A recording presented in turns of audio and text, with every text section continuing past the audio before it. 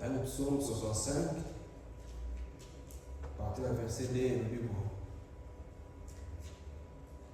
Psalm 65.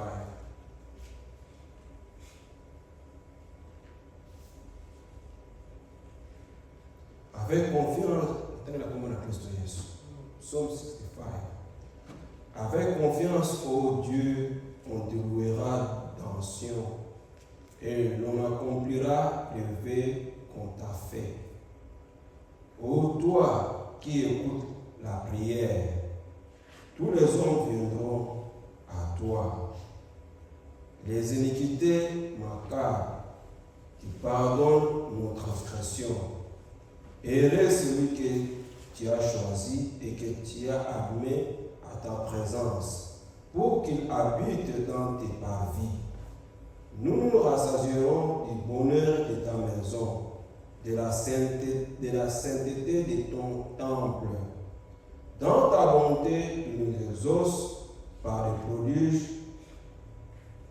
Dieu de notre salut, espoir de toutes les extrémités, lointaines de la terre et de la mer. Il a affermi les montagnes par sa force. Il est saint de puissance. Il apaise les mugissements des mers, les mugissements de l'air flot et des multitudes de peuples. Ceux qui habitent aux extrémités du monde s'effraient de tes prodiges. Tu remplis d'allégresse l'Orient et l'Occident. Tu visites la terre et tu lui donnes l'abondance. Tu l'accables de richesses. Les ruisseaux de Dieu est plein d'eau. Tu prépares le blé quand tu la fertilises ainsi. Amen. Verset 2 est dans avec confiance, ô Dieu, on te louera dans Sion. Et l'on accomplira le vœu qu'on t'a fait. Ô toi qui écoutes la prière, tous les hommes viendront à toi.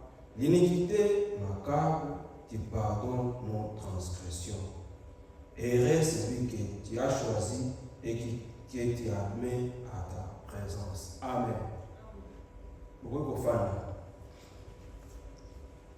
Avec confiance, on te louera dans Sion. Toye awa pona ete toyebi ete Nzambe azali na biso pe akoyoka kolela na biso. Soki oza na confiance ya mutu te, okokende koyebisa ye likambo te, koza na confiance na ye te. Lokola wana na naturel, lokola bato.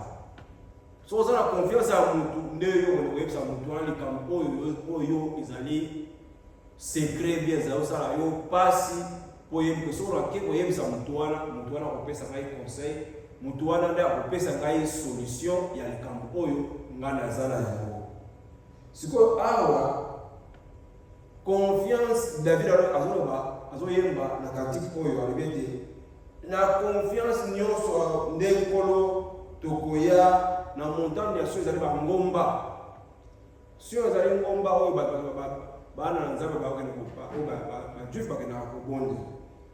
Nde alobi avec confiance on te louera dans Sion. Biso toye awa avec confiance ete soki toleleli Nzambe akoyana na biso. Ezali te biso tokende na ngomba, mais ye azali présent esika nyonso ye azali wana. Po ete alobi soki mibale misato basangani na kombo na ye azali kati na bango. Soki toza na confiance te awa toye ye azali kati na biso, nyonso tokosenga ye akoyana na biso, ye akosala yango. Po ete Nzambe akokopesa biso kaka ezali posa ya mitema na biso. Soki tosengi ye akopesa. Ye akopesaka biso te oyo ezali posa ya mitema na biso te. Soki totangi na verset oyo na 1 Jean le Bible.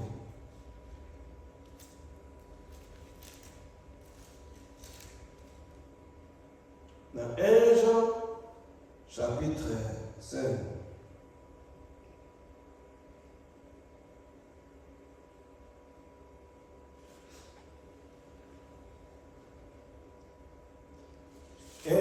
5, verset 14. 1 Jean chapitre 5, verset 14. Nous avons auprès de lui cette assurance que si nous demandons quelque chose selon sa volonté, il nous écoute. Amen. Verset 15.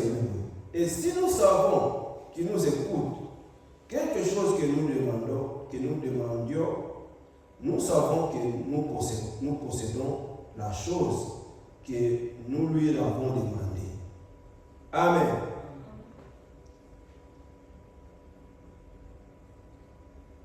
Assurance. Le quoi dit, ce que la confiance à toi, pour que vous savez, nous supposons la poste à nous pour y avoir cette solution. Mais ce qu'on a appelé nous avons une assurance que donc tous assurance sont dans notre thème, tous en abondiment. Que oyo nyonso tozoko senga ye. Ce que c'est la volonté d'aller, il y a pour sa mission. Ce que c'est la volonté d'aller, à tête au Seigneur ndenge nyonso. Yangwana Yesu Masia a pensé que biso ndenge ya kubondela notre Père qui est aux cieux. Que ta volonté soit faite. Donc volonté en Nzambe to senga yango na makambo nyonso o tokoza ngo ubito uzala ngo posa awa na se. Volonté en Nzambe ezali très important. Okoza na posa elo mais ce que la volonté en Nzambe te ce que zali mwana na Nzambe pesa ya moté po ete ekoko mema yo na perdiction ekoko mema yo na libunga ekoko mema yo de lobi kotika nzela na Nzambe mais senga o ezali important senga ibatizo molimo mosanto senga obota mambota ya sika lokola wana ezali volonté na ye po ete abiete alingite mutu moko abunga kasi alingete mutu nyonso azala sauvé pe a parvenir na connaissance ya vérité alingete mutu nyonso ayeba vérité ezali liloba na Nzambe soki osengi molimo mosanto soki nasengi molimo mosanto ya kopesa yango po ezali volonté na ye soki osengi obatisama na ozala né de nouveau ya kopesa yango po ezali volonté na ye mais lelo oyo bato bazofocalize bato bazosenga mingi biloko ya mokili ezali bien osenga biloko ya mokili eza mabe te mais soki osengi biloko ya mokili mingi ekomema yo na magei ekomema yo te lobi obosana nzela na Nzambe mais soki ye apesi yo molimo mosantu soki osengi nkolo Yesu Masiya nalingi nademere na ndako na yo kino suka ya bomoi na ngai apres bomoi na ngai awa na se opesa nazwa bomoi ya seko nakende kokota na bomoi ya seko oyo ezali na ebandeli te eza na suka te po ete awa na se tolinga te tozali bapaya tokoleka kasi ezali na bomoi moko oyo eza na ebandeli te eza na suka te nde wana tokokota apres bomoi oyo tozokobongisa kokota kuna ntango okufi te kasi ntango ozali na bomoi ntango ozali awa na se nde tozokomilengela mpo tokende na mboka wana oyo ezali na likolo oyo nkolo Yesu Masiya alobaki ete nakei kobongisela bino esika nde na kozonga mpona koya kozwa bino esika ngai nazali bino mpe kokozala kuna yango wana liloba exhortation ya poko alobi ya biso te nous avons auprès de lui cette assurance que si nous demandions quelque chose selon sa volonté, il nous écoute.